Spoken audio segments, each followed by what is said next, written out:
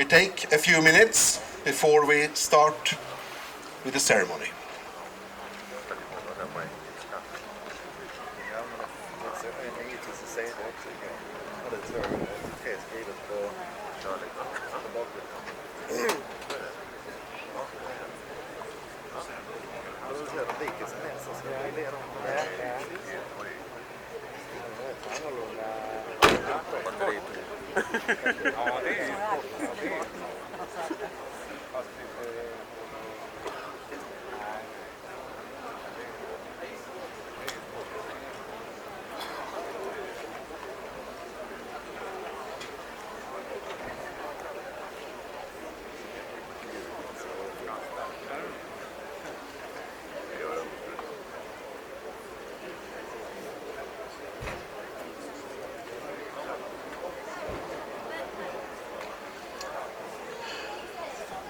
I have had the privilege to be a colleague to Erik Carlsson for the past 20 years.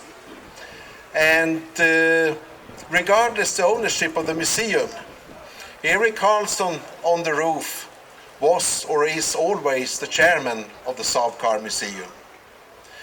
We have a lot of interesting chats. Sometimes he said to me, "When I die, Peter, don't do anything boring. Do something funny. I don't want to have a silent minute." And we think this is appropriate to do a really noisy one. So therefore his beloved 283 is standing here in front of the museum with our number one mechanic, Ture Stam. Ture, start up the engine, and the other colleagues, please reinforce the sound.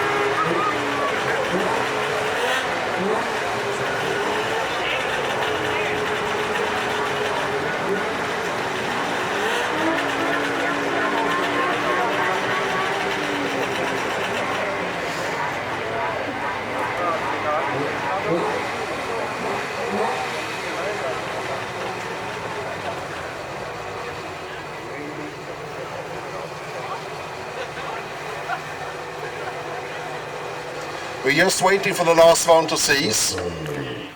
Yeah, you know the sound.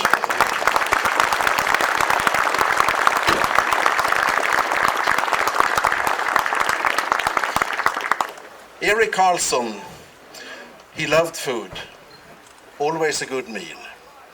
And he could really enjoy and appreciate a 9-dish meal in France with 3 stars in the Michelin guide and a fantastic wine. But most of all, he enjoyed a sausage sometime. I remember a day when he came to the museum in the morning and he said, "I was in Oslo yesterday evening." "Why?" I said. "You know, there is a sausage joint in the Karl Johan area. It's beautiful. It's so nice sausages." "You mean you went to Oslo and back again for a sausage?" "No, I bought 3, of course." So therefore now, at the Saab original tent, for you, 1,500 sausages with hot sweet mustard, the Erik Carlsson way. And someone that has been eating a lot of hot dogs together with him is his co-driver from the 283, Gunnar Palm. Welcome up on the stage.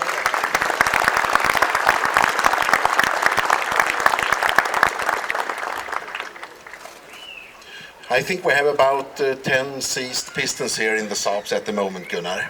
Yes, I was afraid it would go even quicker. But it's very enjoyable to be here with you and all these fantastic old Saab fans. It's an honor for us to have you here. And a Saab festival without Erik Carlsson is not a Saab festival. I think that's true, but he's here in another way. And it's very suitable that we have so many Saab enthusiasts here honoring him. And I think he definitely likes what he sees at the moment. I could hardly believe that there are so many still remembering Eric. And when I got the message a week and a half ago that he was gone, I was very glad that we had spent these years together and all this enjoyment he has brought to me. And it has taken this a week and a half to memorize all the happy moments. But it's when I arrive here and I see and I feel all the enthusiasm and you bring, and Peter, thank you for organizing this fantastic gathering to honor Eric. I'm touched, and I'm really touched to see also the written words about Eric, because for the youngsters, you can never believe what he has done for Saab and for Trollhattan and for the rally sport itself. He was the #1 rally driver in the world when hardly people didn't know what rally was about. And I'm so glad that I could enjoy 2-3 years with him, sitting especially in the Monte Carlo, but also in this Sofia Liège, where we managed to be second, which Torbjörn Trollby has described. And the way Eric could drive so many hours without being tired, it was unbelievable. Sofia Liège was 96 hours, and we had the smallest car with the smallest engine, and still we managed to be second. That was an achievement. No one can ever believe what he did there. Rallying today, Gunnar, is, as Erik said, office rallying. You start at 8 o'clock in the morning and you start at 5 p.m. and then you are at the dinner table at 6 o'clock. But at that time, you didn't have any breaks whatsoever. You were more or less driving for 96 hours on incredibly rough roads. But we had 1 hour stop. 1 hour stop. In Sofia, in Bulgaria, where the rally ended the first etape. Then we went backwards towards Lesia in Belgium. And on the way back, we passed the Dolomite Alps in Italy. And if you pass ever Passo di Gavia or Passo di Vivione, which is gravel roads with steeps about 1,000 meter deep, then you can keep your laugh, because that's what we had to do the last night.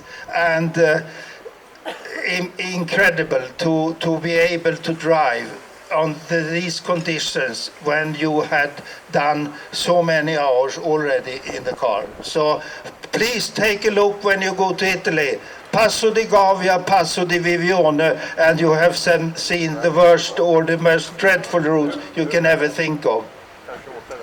And how do you manage to stay awake during so long and driving fast and competitive?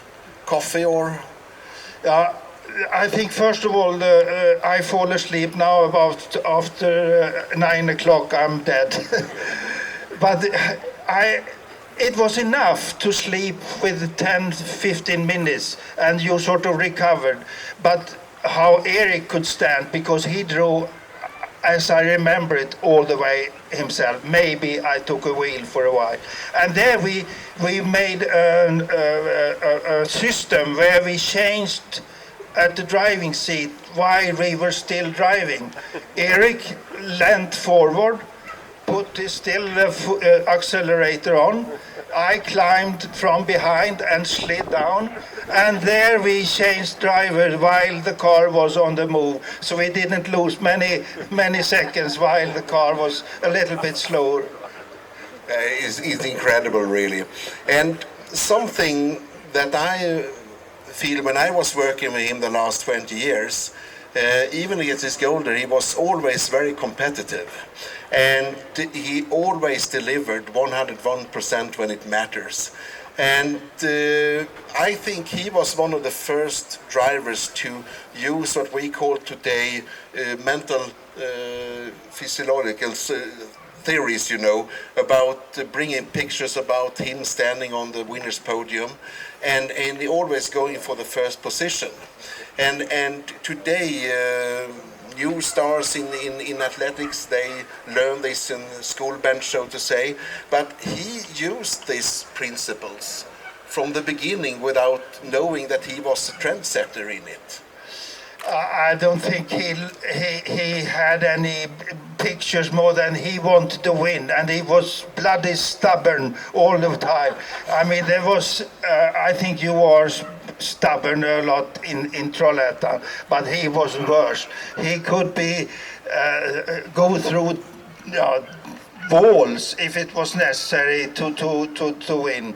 And he was also, and this must be said, that he was a good team builder. He didn't do much work himself, but he looked after others to do the job. So he was sure that the job was done properly, and he was a tough director in the car, I tell you. There was no messing around. And if you happen to overshoot the junction, then the world came. En får se som i världen, meaning he had seen too much of the world if he had to reverse for 50 meters. And after his career, he had a magnificent career, it was a driving career, as a PR personality, and worked for Saab Communications to the end of Saab Automobile, effectively, traveling on more or less every Saab PR thing around the world and also on the car exhibitions. And to have Erik Carlsson at the Saab exhibition area was a guarantee to getting the biggest journalist there, because I know something interesting will happen. With the way he spoke English, I mean, it was Swinglish, it was Trollhattan English. I think he didn't miss a beat. I'm sure he got his word to the people he talked to. And there is many stories how he came along with his sort of Swinglish language, but he was also a PR man, I don't think he ever knew what PR stands for. I think he thought it meant in Swedish på restaurang. But he was a communicator without even, I think, able to write a single page, to be frank. I mean, writing and so that was not his cup of tea. I think he was even worse in administration than me. But he all the receipts he had from traveling, he didn't leave them in a bag. It was in an envelope, and it was in chronological order. And then some, we say, very, very nice colleagues within the PR department sorted them out. But his memory for names and faces is unbelievable.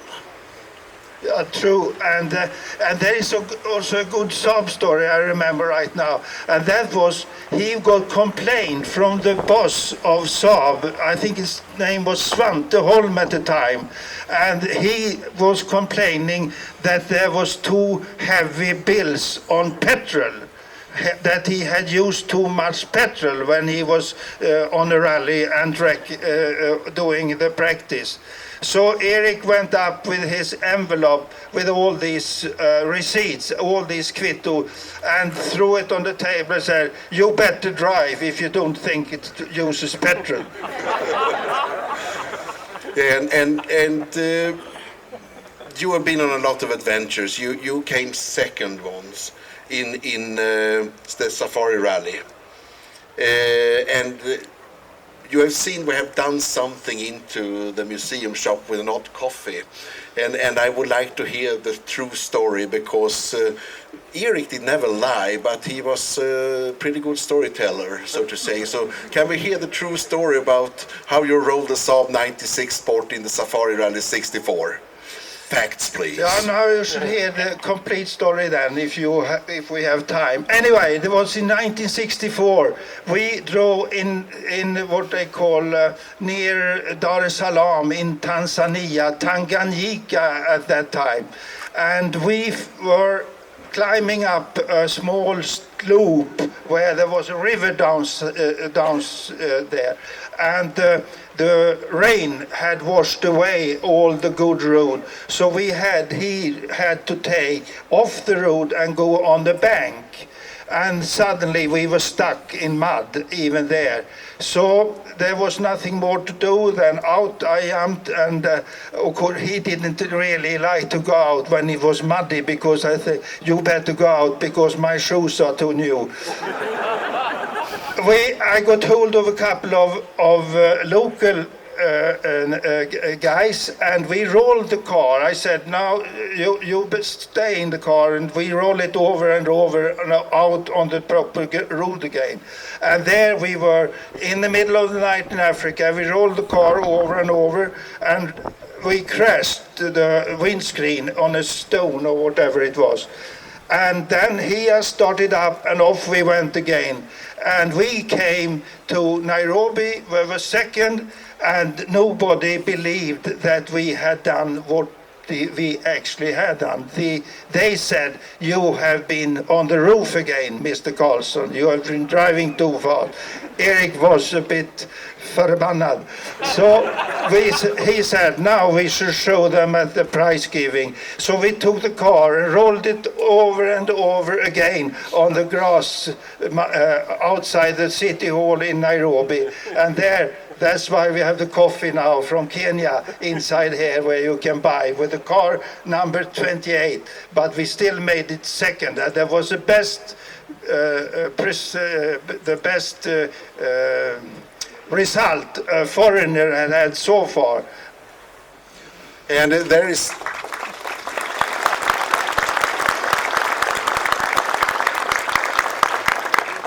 And the second thing is, on the newspapers covering the Safari Rally 1964, on the front page, it wasn't the winning Ford Cortina. It was the white Saab up and down. And that annoyed your former colleagues at Ford, Gunnar Palm. Yes, there was a fantastic prize giving and a dinner dance or whatever you call it, a ball in the city hall afterwards where there were thousands of people. The winning Cortina was there, and all the British mechanics were a bit high, to say the least. And when the newspaper came out during this dinner, the Daily Nation, there was a Saab on the front page. Of course, they were a bit upset, the English, that we had won the sort of PR battle. We got the news in the papers. So the mechanics there took the Cortina, rolled it the same way we had done. Except that next morning, Ford had to pay a new parquet floor on the city hall in Nairobi. There were batteries, there was oil, there was petrol and mud all over the floor. So there was a new floor to be paid by Ford. And according to the rumors, restoring the oak floor in the city Nairobi City House costed Henry Taylor more than participating with 5 cars in Safari Rally, all included. and it's a lot of stories about Eric and his personality. He teach me a lot of things. This was in 1997 when it was the 50th year anniversary for Saab in USA, and we were going to a restaurant. Believe it or not. We were informed by the PR director at Saab at that time, Elke Martin, behave yourself when you go on the road with a car. Because there is a lot of policemen here now, and you have a tendency of speeding, Eric. Oh no, you take it quite and easy, I promise. So we went away in the Saab convertible, and it was of course pretty fast. And I said to Eric, behave yourself. It's, you know, the policemen, they come from nowhere in this country. And they did. And I was sinking down in the co-driver's seat, and Eric said to me, listen and learn, boy. This might be useful later in your life. And he stopped the car. The policeman was coming out and unhooking the gun. And I was sitting there. And he put down the window, took up both hands and said to the police, look there, no gun, no gun. And the policeman was coming, and then he said, hello there, old chap, how are you doing? And the policeman didn't really run the conversation, I can tell you. No speeding tickets, valuable lesson for me, but of course you have to combine it with the charisma. And Erik Carlsson is absolutely incredible in that case. Also traveling with him on an airport. You're sitting there waiting for something to happen. You see a lot of people. You think about, that person looks a bit strange. Wonder where he comes from. And of course Erik thinks the same thing.